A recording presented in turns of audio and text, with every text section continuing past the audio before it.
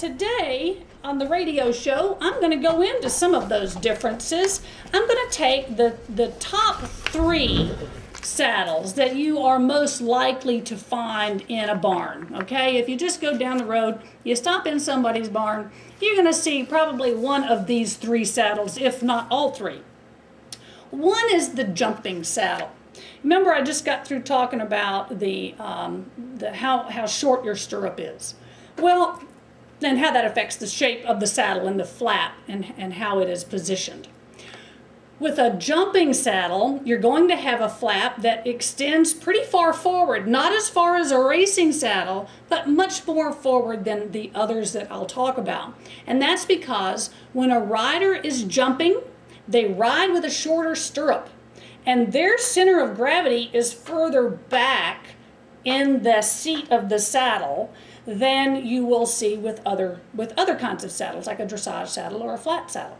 So when a rider's taking a jump, he's got his knees up a little higher up underneath him, and he's leaning further forward. And because of this position that is best for taking a jump, the saddle is shaped to accommodate that position. So the flap comes out further forward to protect the knee, and the seat is a little further back than you're going to find in other saddles. You'll also find that for the comfort and security of the rider, there will be more padding in that flap area underneath the knee. And that helps accommodate the jumper who is trying to successfully jump over a fence or a wall or something else out there. So that's what you're going to find with jumping saddles. Now, the next one I'm going to talk about is a dressage saddle. Now, these riders ride with a much longer stirrup. And therefore, these saddles are cut very straight in the front. Instead of having a flap that comes way out forward, it's straight down. Now, they're still going to have some padding, and some dressage saddles have a lot of padding, some don't have very much at all, and it really depends on your personal preference, which of those you prefer. But like I said, the length and the size of the flap has everything to do with the length of stirrup that the rider is using. Also, the pommel is a little bit higher. And that also helps the rider stay in the proper position on the horse's back.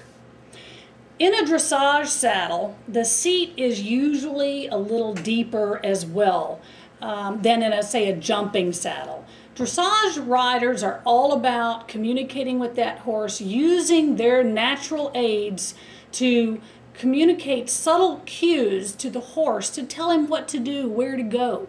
And this saddle helps a rider stay in the perfect position so that they can best use their leg aids and their seat to drive a horse forward or to communicate using leg aids.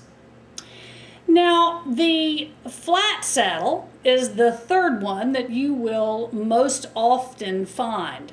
The flat saddle is also called a saddle seat saddle. It's got a couple of other names as well. It's often called a park saddle.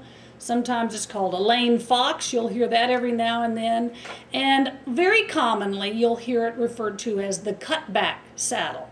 The reason it's called a cutback saddle is because on the top, right where the withers are located, the saddle is cut out about, maybe 4 inches or so. And this saddle has a very flat seat and very flat, long flaps on either side of the horse. And the reason is because the rider, kind of like a dressage rider, rides with a very long stirrup. They're not short like jumping or racing. So in order to accommodate the kind of horse that this saddle is used on, it has a cutback area.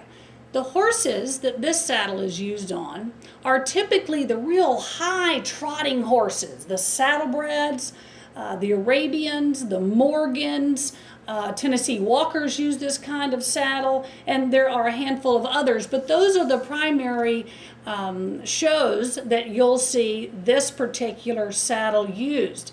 This cut back area in the saddle accommodates these horses best because often these horses have more pronounced withers, and this allows a little more freedom of movement for that reason. And these riders also ride with a long stirrup, and they do not have much of a flap in this saddle. And the reason is because we're trying to show and accentuate the high action that you're going to find in these breeds. So that's why these saddles are made the way they are. It's interesting once you start looking at the history of these saddles and how they have come to be designed the way they are. It's really all about form to function. What is it that the rider's trying to accomplish? And that's what's going to dictate the style and shape of the saddle that that rider uses. So I encourage you to take the time to learn about all these different English saddles. These are not the only three. I'm just telling you about these three because these are the ones that you will most likely find in a barn. Whatever barn you stop in, you're going to see one at least of those three saddles.